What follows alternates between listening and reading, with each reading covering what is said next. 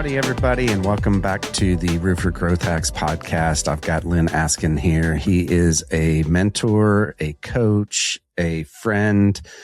He is an entrepreneur of, 25 years or so ish. I don't know exactly, but he was an agency owner at one point, is now an EOS implementer, and now is also an Outgrow Advisor, which is what we're going to talk about here today. Thanks for coming on, Lynn. Really appreciate you coming in, talking about and sharing your experience here. Thanks, Chris. Always love talking to you. Love hanging out with you. And I'm excited to talk about Outgrow for your audience. Awesome. Well, why don't you just jump right into everything and show us what you got here? What is Outgrow? Cool. I'm going to share my screen and I'll walk you through this. I want to welcome you to my Outgrow talk. I'm grateful that you're here and that you've invited me here, and I'm grateful for the people who are listening. But what I want to say is, if you want to grow your business by 15 to 30% this next year, I'd probably carve out the next hour. I'd probably turn your phone off, put it on do not disturb, block it, put it in the drawer, and really lock into what I'm going to share with you, because you truly can, and very simply, add 15 to 30% new revenue with this proven system for winning market share and predictably growing your sales. This is one of the most important things I've ever learned in my career, and it's changed my trajectory. It's changed the trajectory of my business, my finances, and my life. And so, not to hype it up too much, but this is pretty good stuff, and I want to share it with you.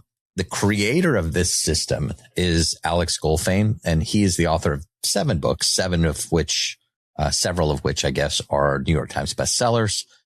The book Outgrow came out in April of this last year, came out on about the 8th. And in the first week, sold over 10,000 copies. That's how in demand this kind of work is. He instantly went to number 2 on the New York Times bestseller list behind Atomic Habits, which is kind of ironic because this book is actually filled with the atomic habits that will help you get everything you want out of your sales and your revenue. And so I'm going to tell you a little bit about me really quick, just so you understand kind of where I am or why I'm here, why I'm talking to you. I'm Lyn Askin. I'm a certified EOS implementer. I'm a certified EOS Outgrow Advisor. I'll tell you that EOS is the Entrepreneurial Operating System. Many of you are familiar with that. I've been implementing EOS for, I'm coming up on my 3rd year now, here in February. And Outgrow is actually the system that I'm here to share with you today. But before I do that, I want to give you a little bit of context for why I'm here. As you said before, I've been an entrepreneur my whole life. I grew up in a house with a lot of love, but not a lot of money. My parents gave me everything I needed, but not everything I wanted. And that made me entrepreneurial. And so if I wanted something beyond the basics, I totally had to earn it, Chris. I mucked stalls. I hauled hay bales. I did fire. I did all kinds of odd jobs. At 8 years old, I had a paper route. I delivered the Las Vegas Review Journal. I started building computers in my early 20s. I launched one of the first online auctions in 1996.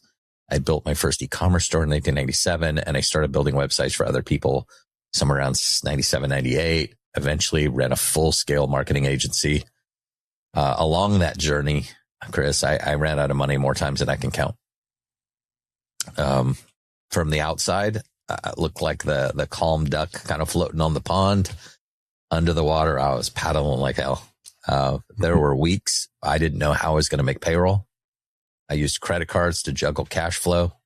When revenue was high, I could juggle a little better, but I was always juggling.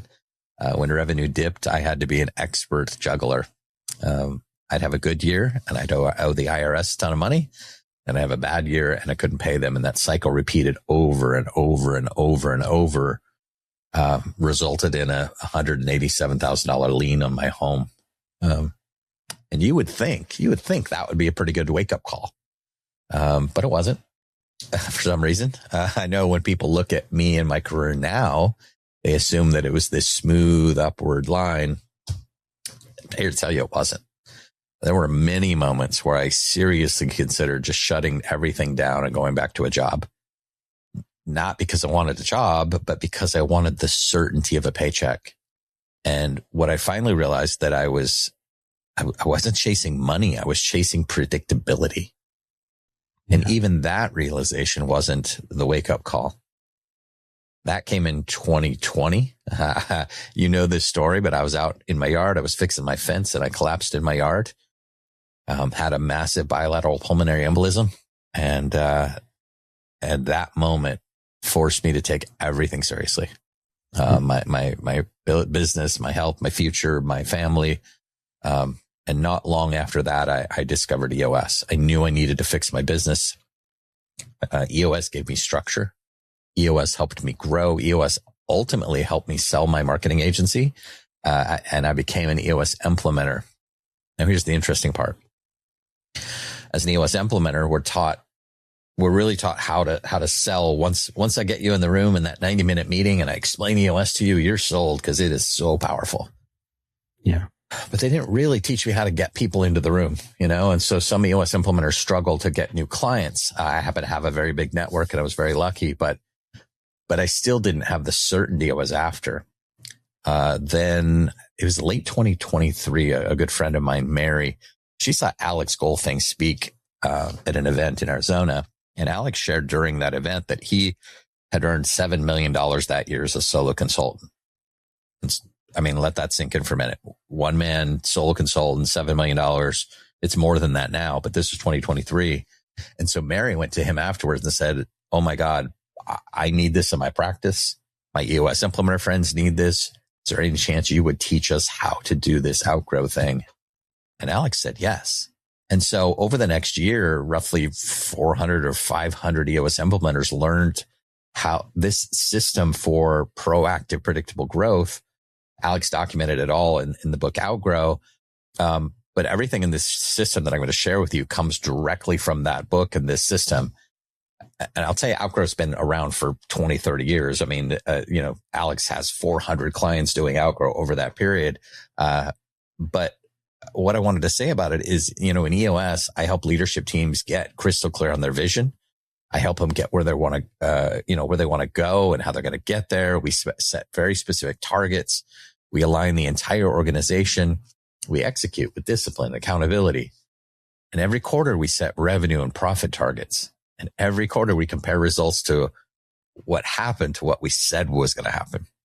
Now, another big part of EOS is helping teams process their issues. So we get in this session room and we have an issues list and we process issues together. And over the last year and a half, one issue's come up over and over and over again. Shrinking markets, revenue pressure, uncertainty, tariffs, the economy, all this stuff. There were days where I was in the session room and all I could do was stand in front of the room with a red marker and I'd watch these leadership teams debate who they were going to cut. Where are we cutting? And dude, that's a terrible feeling. I wanted to help my clients. I wanted to give them something better than just hope. I wanted to give them certainty around revenue. And so we went to Alex and said, "Alex, would you work with our clients? Because our clients need this too." And he asked, "How big are they?" And we said, "Mostly between 1 and 20 million." And he said, "No, that's not, my clients are bigger than that." And so I said, would you teach us how to do this? And can we teach this to our clients? And he said, yes. Fast forward to today, I'm one of about 75 certified Outgrow advisors worldwide. And we help our clients install a predictable, proven system for predictable revenue growth. Now, Outgrow gave me the certainty that I've been chasing my entire career. My goal today is to help you create that same certainty in your business. Now, one last thing before we dive in. You can do this on your own. Everything's in the book. But having a coach and a guide and someone who's been through it, someone who's implemented it, and someone who's lived it can dramatically shorten your learning curve. So that's why we're here today. I'm here to guide you and advise you and kind of show you the system and help you get this in place. Now, let me ask you real quick, Lynn, right? Just because, you're talking, you work with agencies, right? And that's how you and I work together as well. Can this work for roofing companies? 100%. This is not designed for agencies at all. This is designed for anybody who has a sales process. This is it. So I think that goes perfect to the next part here is what is Outgrow? It's an operating system for your sales growth. Obviously, some of you know EOS, which is an operating system for managing your leadership teams, setting your goals and your people. Outgrow is an operating system for revenue. It is a playbook you run to grow your sales predictably. Okay. And so 15 to 30% is what you should expect every single year of growth. Okay. And that means if you're towards the higher end of this range and you get maybe 25% annually, in 3 years, you've doubled the size of your business. And guess what? The typical engagement length with a Outgrow Advisor is 3 years. So we have a launch year. We do 2 support years. And if you add 25% for 3 years, you've approximately doubled your revenue from whatever you're at today. And if you run Outgrow and you do it decently well, not spectacularly well, but average to slightly above average, you will double your business in 3 years. And I'll tell you, it's because all of your customer facing people can help you out of revenue. Okay. It's all of your customer facing people, not just your salespeople. And what does that mean? It means your customer service people, your project managers, your counter people. If you run a distributor business, if you run a service company like engineers or architects or roofers, we have a bunch of those clients, people who are seller doers. Everybody can do Outgrow tasks, which is what I'm going to share with you specifically today that'll help you grow your sales. Everybody in your team can ask a did you know question like, hey, did you know we can help you with this service or this product?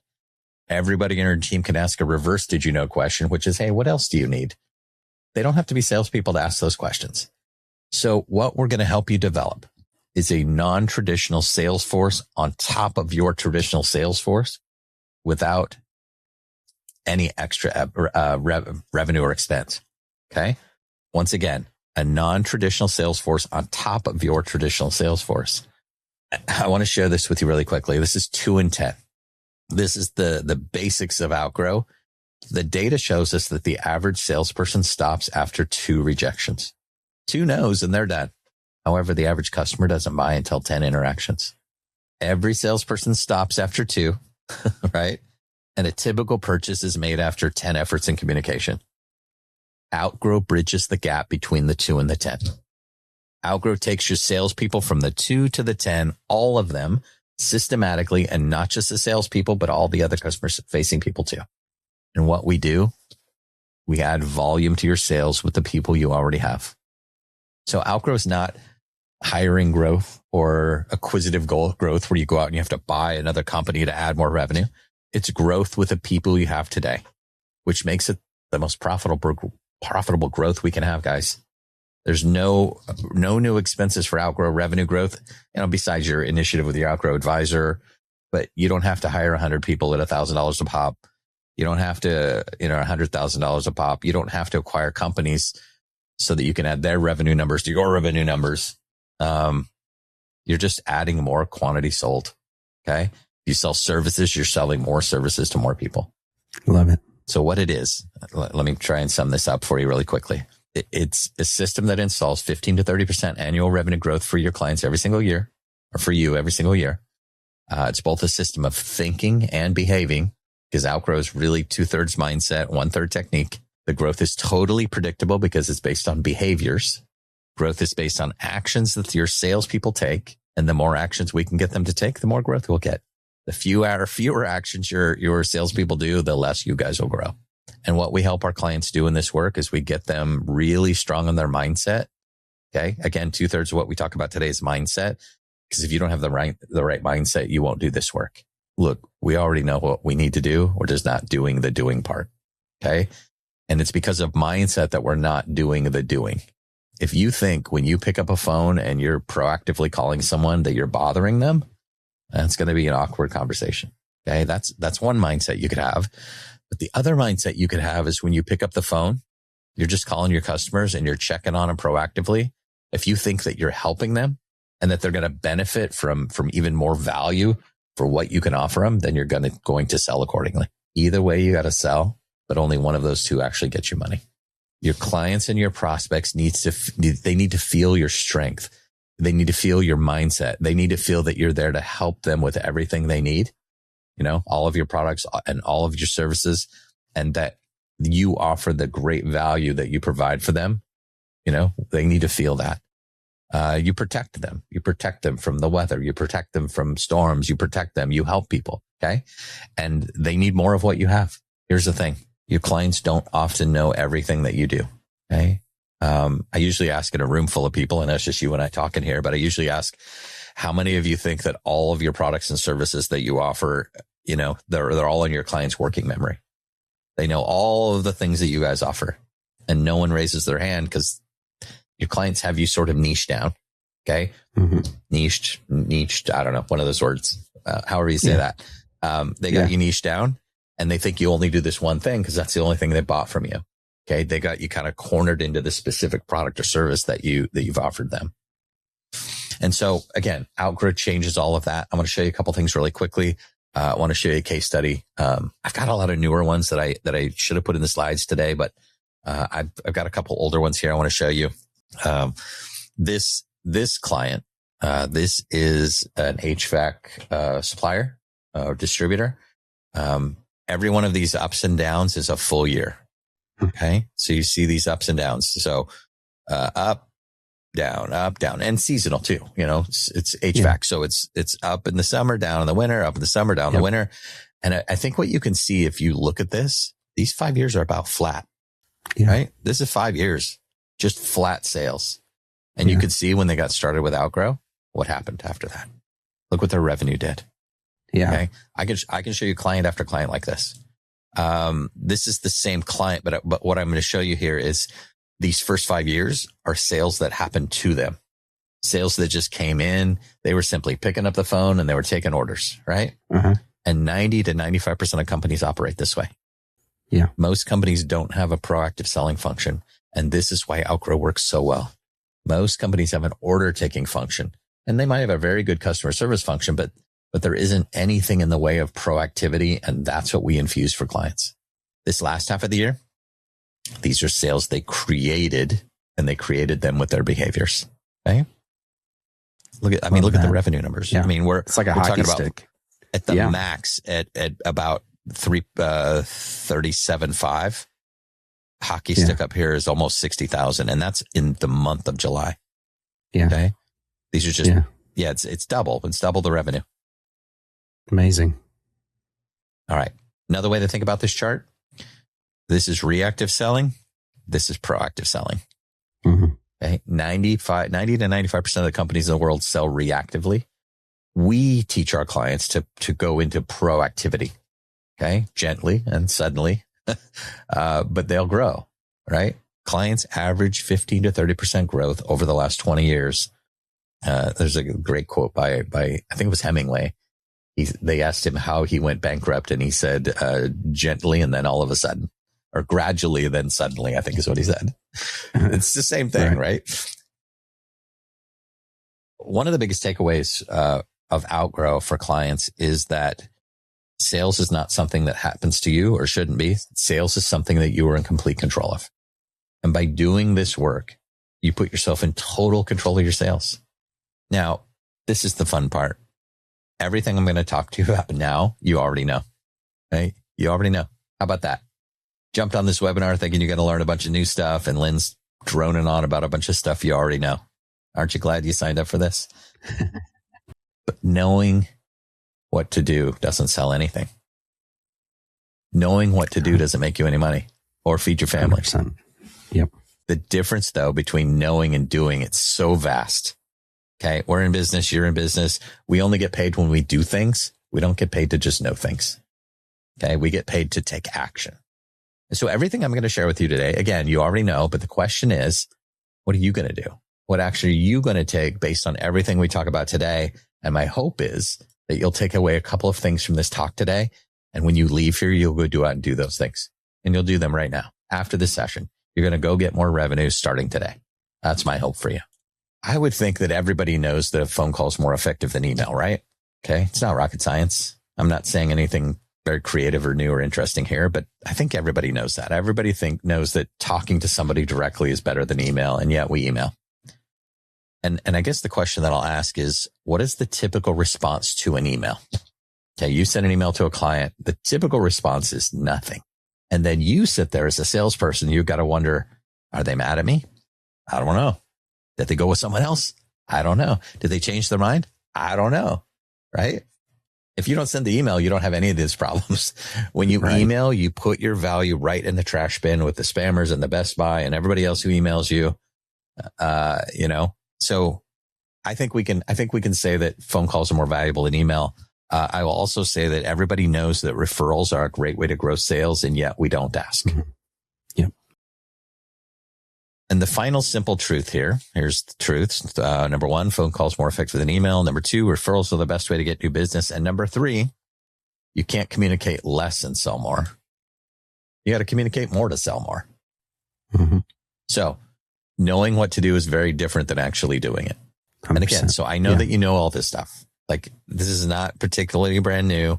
As people like to say, it's not rocket science. And sometimes people say to me, hey, Lynn, no offense, but this isn't very complicated. It's pretty simple.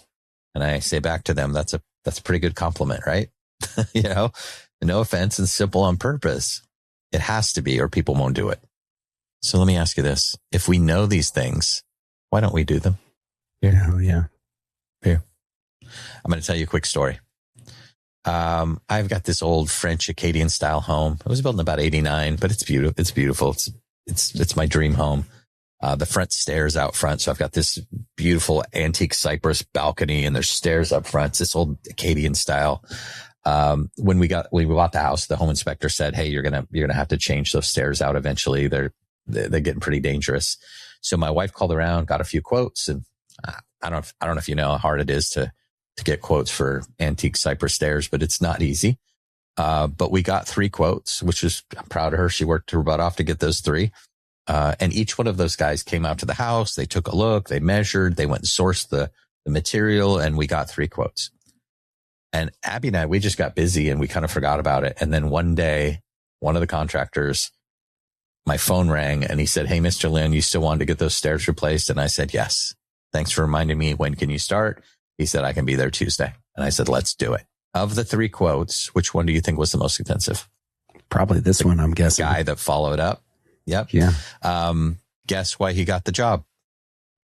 Because he followed up. Yep. Yep. Mm-hmm. Yep. And I will tell you to this day that I've not heard from the other 2. I have not heard from the other 2 people who drove to my house, took a look at my job, went and sourced the material, sent me a quote, and I've never heard from either of them. They emailed me the quote, so that's the last I've heard of them.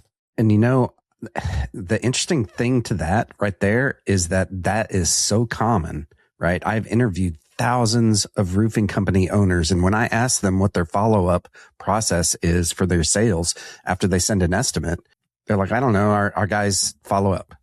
I'm like, okay, cool. How many times?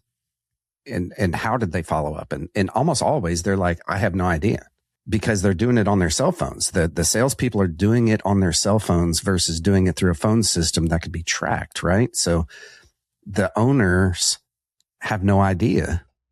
There's a real simple solution for that. You can still call from your cell phones, and I'll show you that in a bit. But I'll tell you the other thing that he did. He said, hey, Lynn, I know you got a couple other quotes. You want to send those to me? I want to make sure I don't miss anything. So I did. Nice. Yeah. Was that fair to the other 2 guys? I don't care, because they didn't follow up. Yeah. I'll tell you this. The most successful people follow up. The least successful people stay silent. I'm trying to figure this out. Now that I'm doing this more often, I recognize this over and over and over. I'm like, man, what were they thinking? Yeah. They had to be thinking, oh man, Lynn's busy. I don't want to bother him. We don't follow up because we figure if I don't get the no, I'm still alive, right? It's still alive and they haven't rejected me yet. I'm still selling. No, you're not. You're not doing anything. You're just being silent. You're being out of sight, out of mind. The most successful people follow up. I'll tell you that. I follow up every damn day. People love it when I call and follow up. So the other question I'm going to ask, do you think the guy that I went with, do you think he was bothering me when he called me? Was he annoying me? Was he stepping on my toes? Was he taking my time? All of these things, all of these reasons that we don't follow up for. Was he doing any of that? It's a real question. What do you think? No, absolutely not. He was helping you, right? Of course not. What was he doing? He was helping me 100%. Yeah. He was showing me that he cared. That's it. He showed me he cared. People love it when we follow up. It means we're interested. Mm-hmm. Ironically, we don't follow up Because we're being careful, right? We're being timid, and we care too much about bothering the person. But I'll tell you what, they don't perceive it that way. Yeah. Customers don't perceive it like that. They don't perceive it that we're being too careful because, we care too much. The customer perceives it how? They perceives it as they must not want my business. They must not care. It's almost tragic that we don't follow up because we care too much. Yeah. It's unbelievable. Clients perceive it as they must not give a damn. Where are they? Yeah. Right.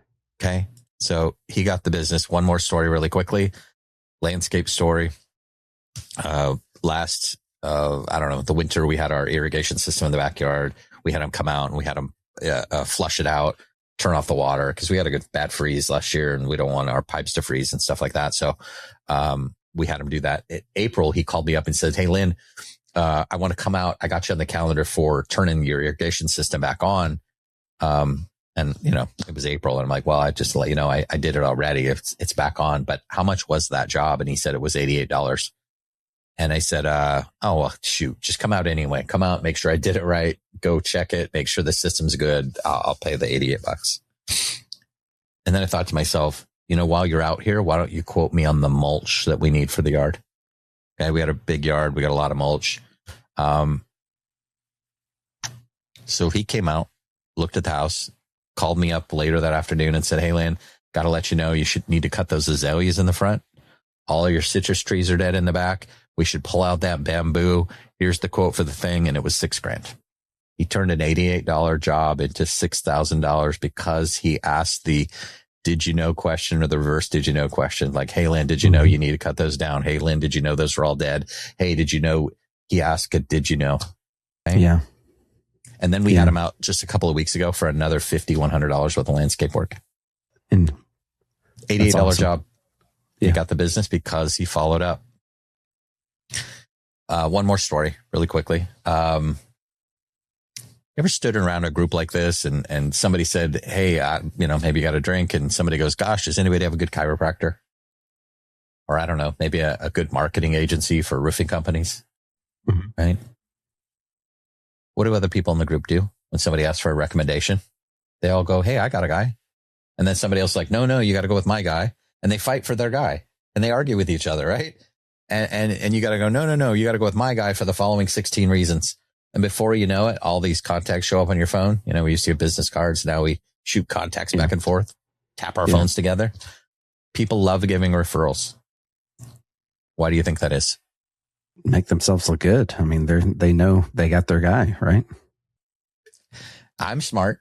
I made a good decision. You should make a good decision too. And I want to help you do that. And it makes me feel good, right? Yeah. I made a good decision. You can too. Feels good. If I got a friend who needs a provider and I've got a good provider, I connect them. Everybody wins. We're in the business of doing that. Okay. Or just helping people. People love to help. People love to give referrals. It's helpful. And yet we don't ask for referrals. As business owners, we don't ask for referrals. It's unbelievable.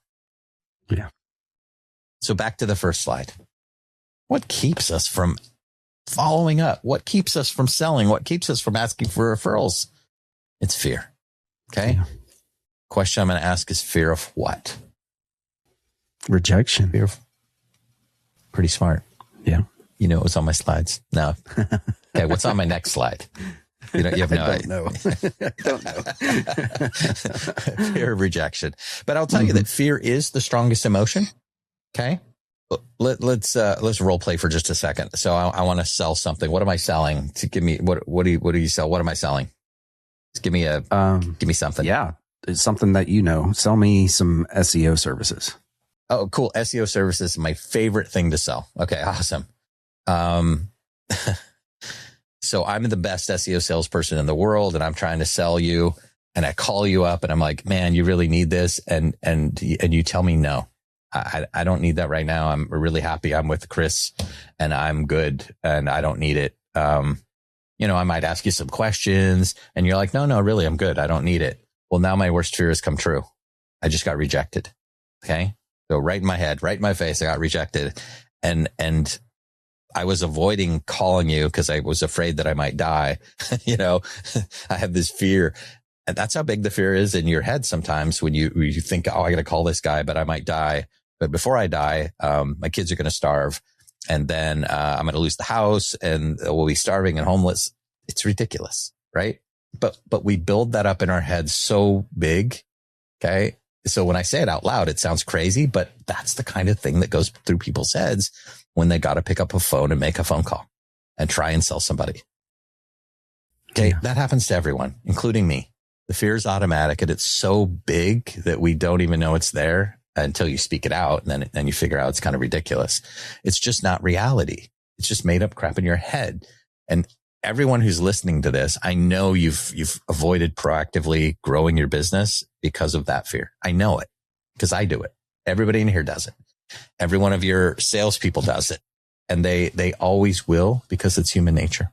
It's human psychology. It never goes away.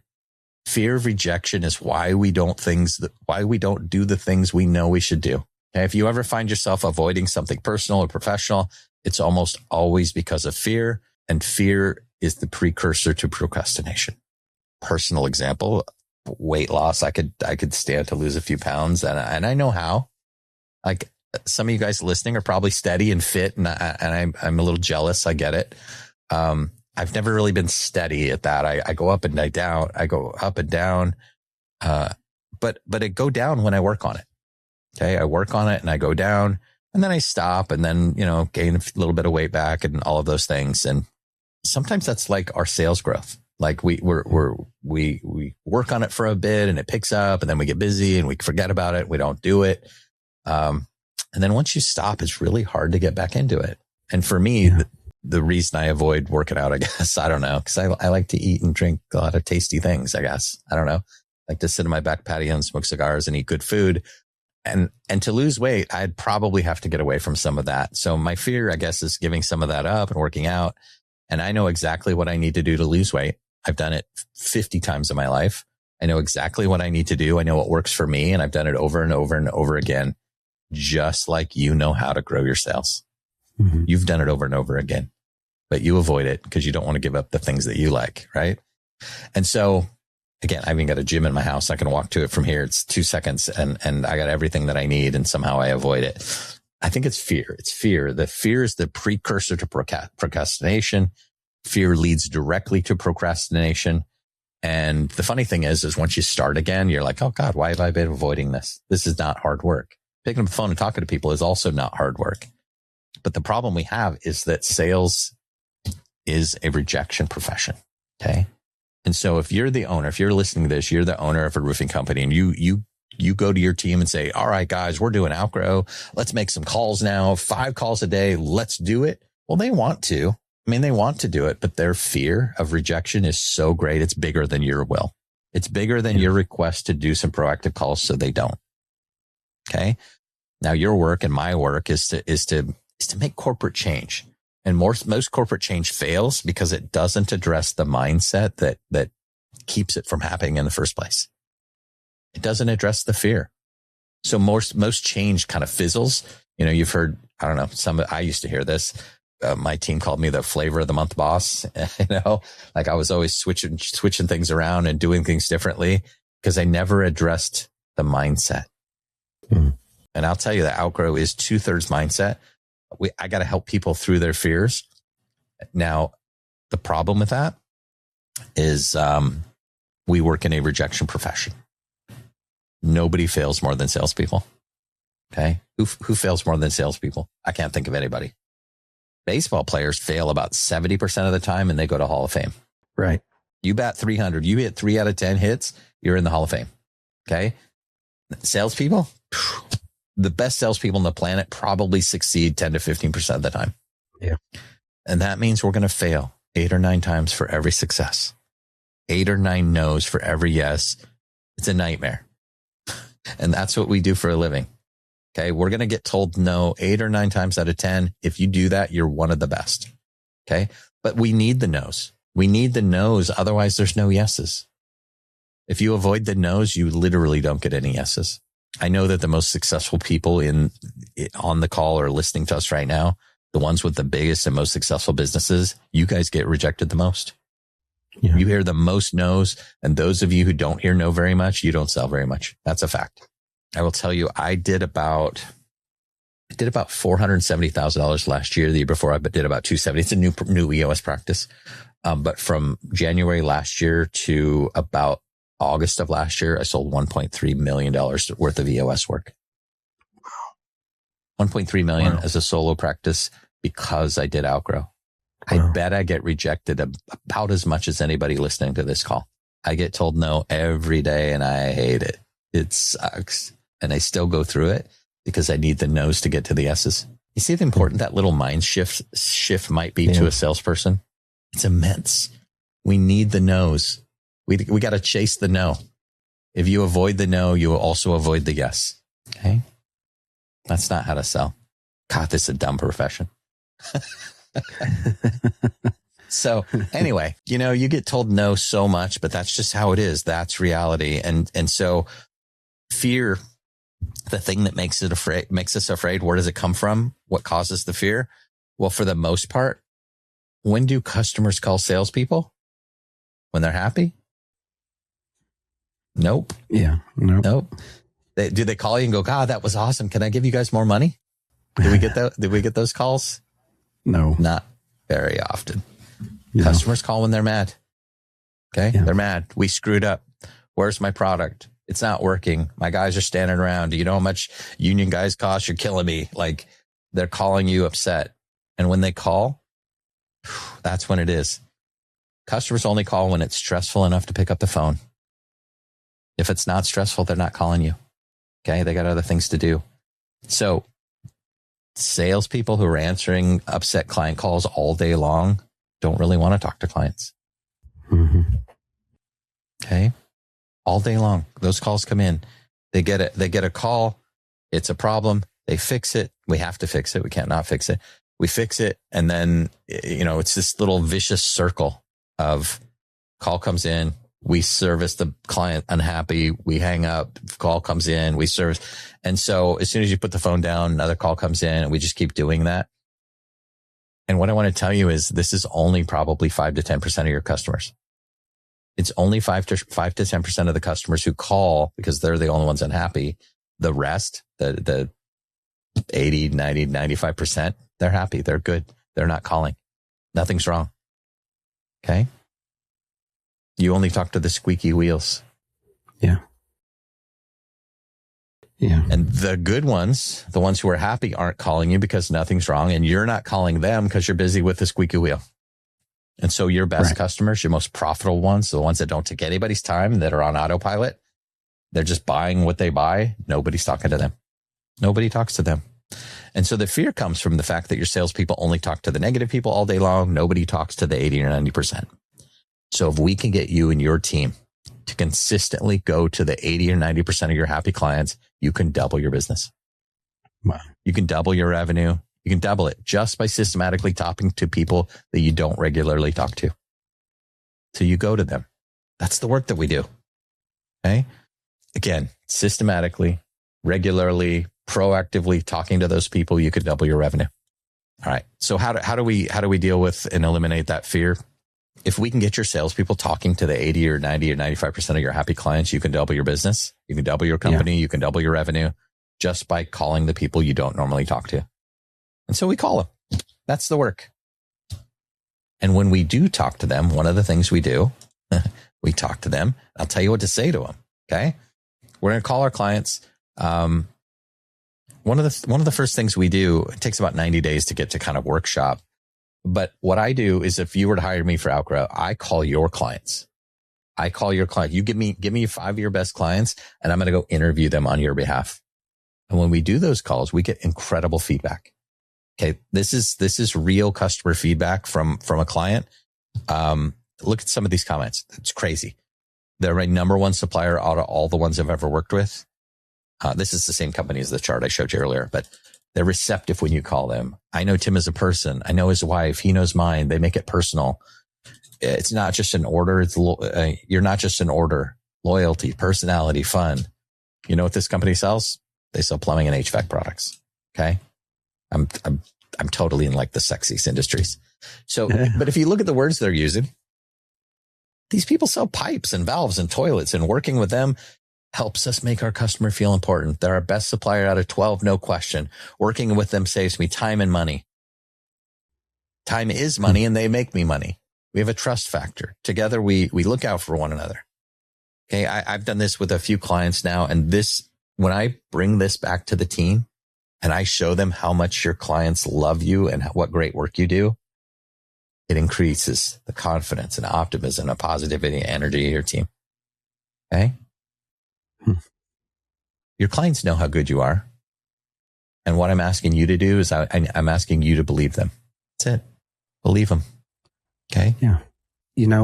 And the interesting thing, as we're talking through this to me is that most roofing companies, and I say most, I'm like 99% of them, never call the homeowner ever again because they're afraid that they're going to get called out for warranty work. Mm-hmm. I have a few that do follow up from a customer service standpoint and ask how things are going. And they do it on a regular basis quarterly. Those are the companies that are growing massively. And I, can't emphasize what you're talking about here enough because it's good customer service to begin with, to call people anyways and follow up, right? Not just on the sales side of things, but also on the customer service side of things. Yeah. I mean, I think the world is so transactional that if you can change that in the mind of your customer, they came out, they took care of us, they put a roof over our heads, they stopped that leak, they did this work, and now you're just calling, checking on them. I don't know, you've been to a restaurant, and what's it take for you to leave that restaurant and go, God, that was a good waitress? All she has to do is keep your drink filled. That's it. The bar is so low out there that if you guys will take this tiny little bit of extra effort and you'll pick up the phone and you will check on that client after. And to be fair, if the client needs warranty work, you guys should do the work, right? Yeah. But that's going to be so few of them. You're only talking to the negative ones. You forget that 95% of the jobs you've done do not require it. And so when you're calling them and you're asking them how it's going and that sort of thing, and hey, I drove by the house today, I saw the flowers out front, roof looks great. How's everything going? Anything I can do from you? Anything else that I can help you with? And oh, by the way, do you know anybody else who would benefit from working with us? Mm-hmm. Yeah. Change your life. Change mine. Okay. So when you talk to your happy clients and they give you this wonderful feedback, no, gosh, Chris, everything's great. It's like, we love it. We love the roof. Looks great. We get compliments, thank God that thing's solved. And that when you hear that regular feedback from your clients, it's this perpetual machine, right? What happens to the salespeople's thinking at that point? We get more positive. We get more confident. We get more optimism. We get more gratitude. We get more happiness. We get more perseverance and more boldness. Talking to happy clients inoculates you from fear. Okay.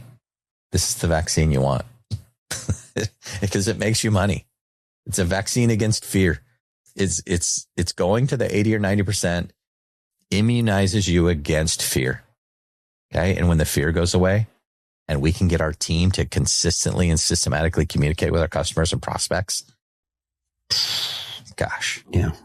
So just to review, fear is the thing that keeps us from doing what we know we need to do. Everything we talk about in Outgrow, you already know. Fear is the thing that's the brick wall between knowing and doing. The fear comes from the fact that you guys only talk to your customers when they're pissed off or anxious or stressed. And how do we deal with it? We go to the ones who are happy. We talk to them. We spend more time talking to the ones who are happy. They'll tell us what they're happy about if we ask, and we marinate in that. We marinate in the positivity and the fear goes away. That's Outgrow. So we help more people more with repeated, systematic, lightning fast, proactive communication to our customers and prospects. Wow. This is not rocket science. Yeah. And we got to start from the position that our clients want to be helped. You think I called and got quotes on my front porch because I didn't want to be helped? I wanted to be helped. I wanted them to tell me what I was doing wrong and how I should seal it and what I needed to do next. And 2 of them vanished. Your clients are paying you for their dreams, and their dreams are priceless. So anyway, Outgrow's the antidote to fear. I'm going to try and bring this home here. But how do we know we can count on the growth? I made some pretty big claims earlier about doubling your business in 3 years. How do we know we can count on that? It's because behavior follows mindset. Mm-hmm. It's impossible to outsell your mindset. And the key to selling more is get control of your thinking, to control your thoughts. I get paid for revenue growth when I work with my clients, but I'll tell you, I believe that my clients hire me because of my mindset. I believe that wherever I go, I bring positivity and optimism and confidence and joy and happiness. And I'll ask you this, where do your clients get that today? Where can your clients get positivity and optimism and joy and happiness? The news? I don't think so. People are on their own. You have to bring this to your clients. And so we have to make systematic behavioral change that'll make growth inevitable. Okay? If we do that, we have 20% growth right there just by showing up. No more tiptoeing. We go to the happy ones. We spend time talking to the happy ones. They'll tell us what they're happy about, and we marinate in that positivity. Our fear goes away, and we measure effort. Now, I've been talking about mindset this whole time. I barely talked about the actual work. Okay. I haven't talked about the did you know question or the reverse did you know question. This is, an hour. So we've only got about 10 minutes left. But we've been talking about mindset almost this whole time. But I will tell you this work, what we're trying to do, we just get your team and your salespeople to swing the bat, because I know the batting averages. We know the batting averages. I know that if they send a voicemail, if they get voicemail, they leave a voicemail and send a text message follow-up, I know over millions of calls, I know that you'll get a 66% return in communication. I also know that if you forget the text message, it drops to 22%. If you just leave a voicemail, you will not get called back. If you leave a voicemail and a text message, the way that I show you, you'll get 66% return communication. I know that for every did you know question, 20% of those will add a line item. I know the reverse did you know question works when I say, hey, what else would you buy from us if we sold it? Or what else are you guys buying from somebody else you're not buying from us? Or, hey, what projects you guys got coming up that I can help you with? I know that when a customer's ready and they're asking you like, hey, I'm thinking about getting a new roof, and you say, great, call me sometime. That's a bad idea. You got to pivot to the sale. I know that if you say, hey, great, how about Tuesday at 2:00? And so we're going to teach you all of these things. We're going to teach you what to say, going to teach you how to say it. It's all in the book. But I know the math. We know the math of all of these. And again, voicemail followed by a text message, communicate back. 2 out of 3, 66%. And I'll tell you what, let me tell you what my phone call usually sounds like. Okay. Hey, Chris, it's Lynn. I was thinking about you the other day. I was talking with a customer and they reminded me of you. They're doing some really great work with me that I think would work well for you also. So let's talk about that. Let's catch up. I want to hear the latest in your world. And then I sent a text message that just says, per my voicemail, how's Tuesday or Wednesday at 1 p.m. That's it. Now, it doesn't suck if they pick up the phone, but if they don't, you leave a voicemail and send a text message follow up. Don't add any more text than just per my voicemail, how's Tuesday or Wednesday looking? 66% response rate. Now, if they do answer the phone, I've got some call mechanics for that. Again, super complicated. Okay, not really. 3 parts to the call. First thing, we open. So we catch up. Hey, Chris, just thinking about you. How's your family? How's things going? Then I shift to the business. What do you have going on in your business right now I can help you with? And then we ask a few did you know questions or reverse did you know questions. Okay. What are you buying from my competition that I can help you with? What percentage of your business do you think we have? What would I have to do to get a little bit more of that? Did you know we can also help you with X or Y? What else do you need quoted? Okay. And then we got to pivot to the sale. When do you want to get together and kick this project off? Right? When do you want to schedule a demo? When do you want us to come out and give you that quote? When do you want us to start? And then kind of a cool thing is even if they're saying no to these things or they're just not ready, I don't want you to end the call unless you schedule the next conversation or at least get permission for the next conversation. And so I'll ask like, hey, when do you want to talk next? Or when do you want me to follow up? Or, hey, look, if I don't hear from you by Friday, is it okay if I give you a call back? We're just setting ourselves up for permission to follow up and care. Again, 20% of your did you know questions are going to close. You're going to add a new line item. 80% of our reverse did you know questions lead to a new product or service. Really quickly, Chris, when's the last time you got a phone call from a supplier or vendor when nothing was wrong? Never. Honestly, they're always trying to pitch me something. Yep. Yeah. You get one of those calls recently? Yeah. So what's interesting is that I bought a truck recently, right? We went down to Houston and bought a truck, and I had done all the research. I knew 5 different trucks that I was going to go look at. Went down, looked at them all, drove them all, went back to the first place, right? And bought that truck that day because that was the purpose. And I told all these salespeople that was the purpose.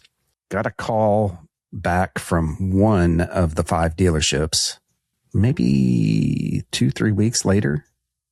And I just happened to pick it up. I'm typically not picking up phone calls these days. I happened to pick it up, and he was again, even though I texted him back saying, "Hey, I already bought a truck. I already got that. It's already taken care of." He was still calling me, asking for a sale. So, and it wasn't even the same sales guy that I had talked with there. It was a different sales guy, not just because I'd given them my contact information. They're just going through their list, "Hey, this truck is still here. Are you interested in it?"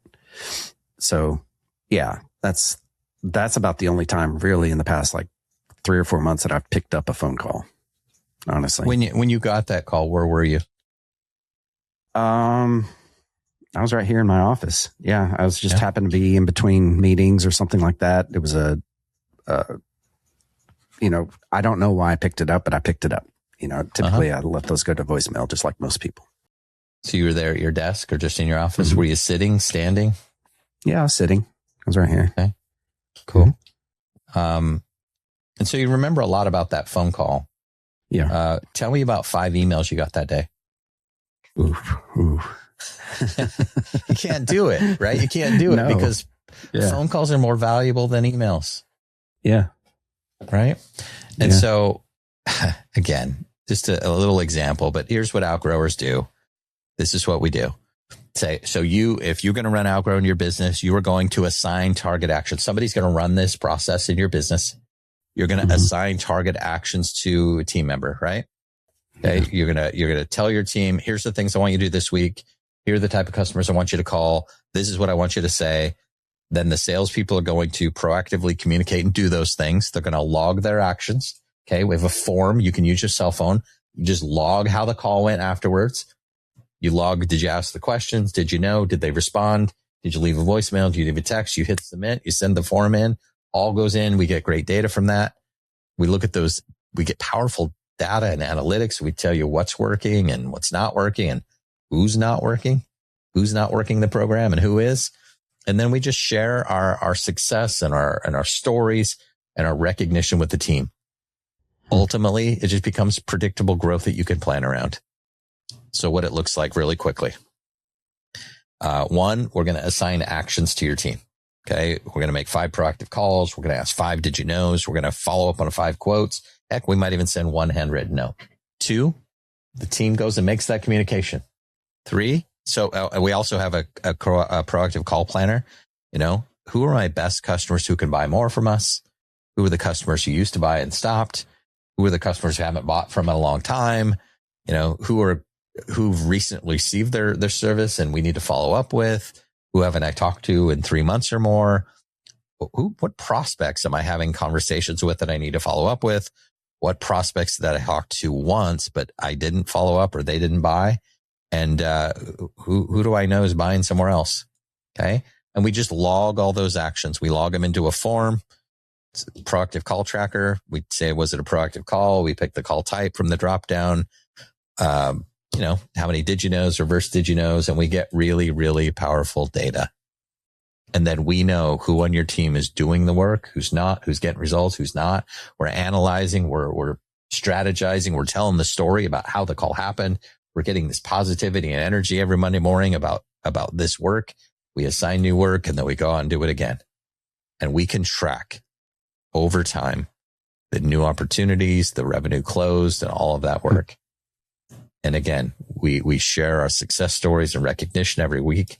We might even do a newsletter and announce all the different things that happened. That's it. Swings of the bat, they pay off. Okay. This was just actions and volume company combined. You can see in February, they did less than 400 actions.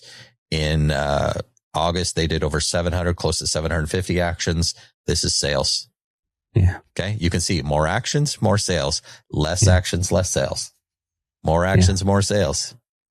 It's not rocket science. This is one individual salesperson. Okay. One salesperson.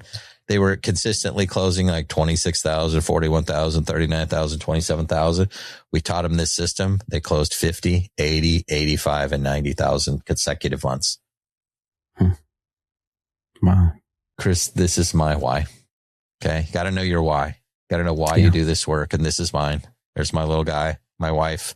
Here's him growing up, graduating college. And here's us in Japan last year. What a journey it's been. And I'll tell you that my love for this family is stronger than my fear. It's stronger than my fear picking up that phone. I know if I pick up that phone and I make 30 phone calls, I'll get one new client. Love it.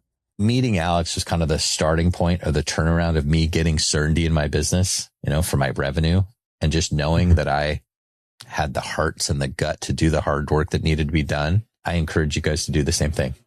Persevere, continue on, pick up the phone, call people, help them. You guys provide so much value in the world. Know your value and behave accordingly. 100%. That's it. Love it. That's all I got, Chris. RoofingSites.com. Since 2018, RoofingSites.com has helped roofers double their sales by getting their marketing right using the 4R roofing marketing system. If you're a roofing company owner wanting to grow your business, be sure to go to RoofingSites.com and sign up for a roofing marketing strategy session with me. That's awesome. That's awesome. All right. So I've got some follow-up questions that I was writing down here. All right. By the way, love this system. I haven't implemented it yet in my business. You told me about this, a month ago at this point, months right? ago. I went out and got the book. About halfway through it, not fast at reading, not good at staying consistent with reading. So here's my big question right now. Okay. Is you talked about how implement this in with your salespeople, right? But if we think about most roofing companies, they have most of the more successful companies have admin staff, right? That are answering the phones, that are doing the customer service calls, those kinds of things, right? Then you have your sales staff. Who does this system? Is it the sales staff or is it the customer service? What staff? I love about this system is that anybody who talks to clients can do this system. It takes no time at all to ask, hey, did you know we also offer this? And hey, did you know we do this now? And hey, did you know, or who else do you know that would benefit from knowing us? The work is simply adding those extra couple of sentences to your conversation and tracking that work. Yeah. What we want to do, rather than just have your salespeople doing this work, I'd love to turn everybody into a outgrower, love to see everybody adding additional revenue to your business. Yeah. Well, and that's, again, comes back to a mindset of being a sales organization, right? That the entire organization is bought into sales because that's the way you grow. Yeah. Again, when we're talking about the mindset of this and really understanding that we help people and when you hear the positive words from your clients and we share those with your team and they hear all of the great things your clients say about you and the work that you do, it increases the positivity and optimism and confidence and energy of the room. And we can get people on board. Again, you don't have to do this system perfectly. I said in the beginning, if you can do it reasonably well, you can grow 20 to 25% a year. Love it. Absolutely love it. All right. You mentioned the voicemail plus the text, right? And you showed a couple of examples of that. Can you give us something that maybe we could use inside of a roofing company, right? So we're calling out, leave a voicemail in the text message for that. I would imagine you're probably, I don't know how much proactivity there is in roofing sales. I think a lot of that is reactivity, but I imagine that there's a lot of quote follow-up that could be done. And so, hey, Chris, or actually if we're just calling an existing client that got a roof, hey, Chris, I was just thinking about you today. checking in on see how that roof is going for you over there. I'd love to catch up, hear what's going on in your world.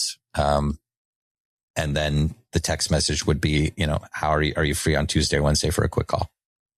Yeah. Yeah. I love that. And I love that pivot too, other than, oh, okay, great. Well, call me when you need me. Yeah. Right. Yeah. And the voicemail, so once the text message comes in that says, per my voicemail, how's Monday or Tuesday? You're like, wait a minute. Then they got to go listen to the voicemail. And then it's just, you can overdo the voicemail for sure, or the text message for sure. So it's got to be really, really simple and intentional. Yeah.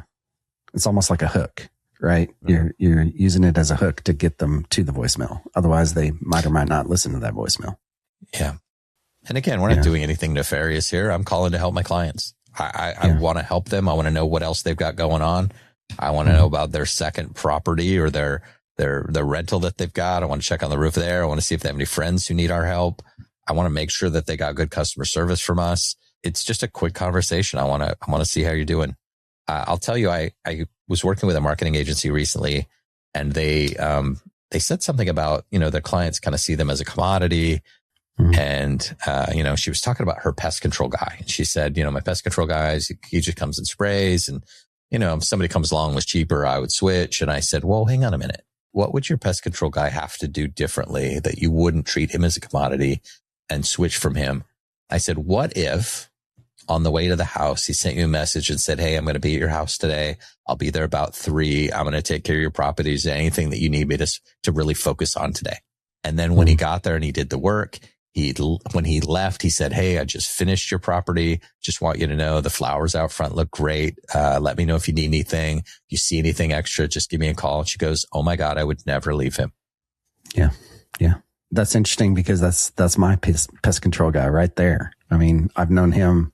I knew him from Rotary when I was in Rotary. Mm-hmm. I knew him from the chamber probably 25 years ago. I've paid him for 25 years because we started out as friends, but he does exactly that. He texts, hey, I'm on the way out, right? Texts when he leaves. And then he follows up with a text message a week later. Hey, just want to make sure things are okay. Anything happen? Do I need to come back out and respray? I've never called him once to come out.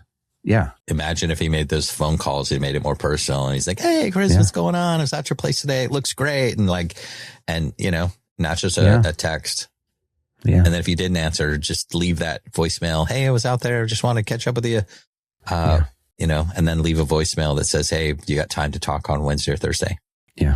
The relationships that you could build with your clients are phenomenal. Now, I understand roofing's a little different animal, and I'm sure there's a little work to figure out exactly how to dial this in for roofing, but happy to take any follow-up questions or calls or emails after. We can, if you get, some people watching this and they have questions, come back to me. We'll shoot some follow-up video for this and really dial in what it would look like in certain situations, but happy to do that. So I'm going to kind of leave this here with a little story that was shared with me, right? From, and I don't remember who I interviewed, but it was someone here on the podcast, right? It was a successful roofing company owner that I had interviewed, and he said, and it was a multi-generational, roofing company. His dad had built the original business pretty much on this principle right here, on what we're talking about. He called every quarter to every single one of his people that he had roofed, right? Put a new roof on, done any kind of work for. He called, that was his commitment, right? And he did that every single quarter for 30 years. Never once advertised anywhere. It was 100% referral based because he would always call and ask, hey, just wanted to check in on the roof, exactly what we're talking about here, right? And he wasn't afraid of those warranty situations where he had to go out and then do any warranty work. He wasn't afraid of that. He called, but he called religiously, and he built, I think he said it was a $20 million roofing company with zero advertising, Not once did he advertise it or do any kind of marketing, nothing. I don't even think they had a website when his son took over the business, maybe 5-6 years ago. So it shows you the power of following up and caring about your people that you do your work for. And this system is exactly that. I mean, in my mind, as you're talking through all of this, I'm sitting there thinking of him. What I will tell you is it is easy to get your team to make a few phone calls, right? This is not hard and to follow up. What's hard is the consistency. What's hard is doing this consistently over and over and over again. And that's where, well, just like EOS, it's simple, practical tools, and you can certainly do it on your own, but the consistency of doing it, there is power of having that EOS implementer come in and guide you every quarter and bring you back together, and that third party voice. It's the same in Outgrow. When you have that Outgrow advisor there with you, guiding you, coaching you, spotting the things that you're not seeing and calling out the good and pointing out the bad. And I don't know, it's just really powerful. Again, none of this stuff is anything that you haven't heard before. Right. It's just simple, practical tools done consistently and proactively. You can grow your business. I grew mine tremendously. Now, I might have missed this in everything that you've been talking about, but and I just know it from the book. How many calls do you need to make per day? Alex, so I'll tell you, Alex Golfing now has about a $15 million practice. He makes 3 phone calls a day. This is 5 to 10 minutes of work a day, guys. 5 minutes a day at the most. Most of the time you're going to get a voicemail. So you got to leave a voicemail and send a text message follow up. This is not, you don't have to hire a bunch of extra people. We're not pulling extra people off of the floor. We're not, reallocating work and hours. This is a few minutes of work a day. I believe you could, like for me, I only need a handful of clients a year. And so if you do the math, what's 3 phone calls a day times 5 days a week? That's 15 calls a week times 52, 750 phone calls a year. And I need 6 clients a year or 7 clients a year, 10 clients a year. Do you think I can get 10 clients a year if I make 750 phone calls to people that already know me, like me, trust me, and I built a relationship over time? Yeah, guys, this is easy work. Right. Love that. Love it. Yeah. And roofers, you need 40 roofs per year to make $1 million in revenue.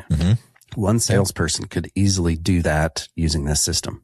Yeah. And again, I'm happy to kind of really dial in and speak to Alex, work with some other advisors to really dial this in for roofing. But I'm certain that there's other roofing companies already doing Outgrow, and we could learn from those things. I personally don't have a roofing client, so I can't speak to that directly on what they do and the words they use and what are their did you know questions and reverse did you know questions. But once you map those out, then it's just about doing the work and using the proactive call planner to figure out who should we talk to this week. Love that. I got to make 3 phone calls a day. I got to talk to 15 people. Who are they? Who do I need to follow up with? Who are prospects that said no in the past? Who are, hey, did you know we have a new financing offer?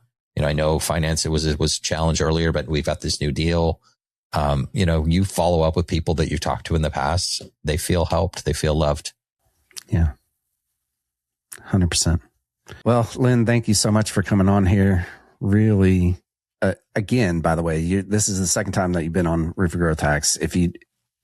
We'll make sure that the link is down in the bottom here, right? But for the other time, but he talked about EOS and how to implement entrepreneurial operating system into your business, which, by the way, I'm 100% EOS. You know me, Lynn. Yeah.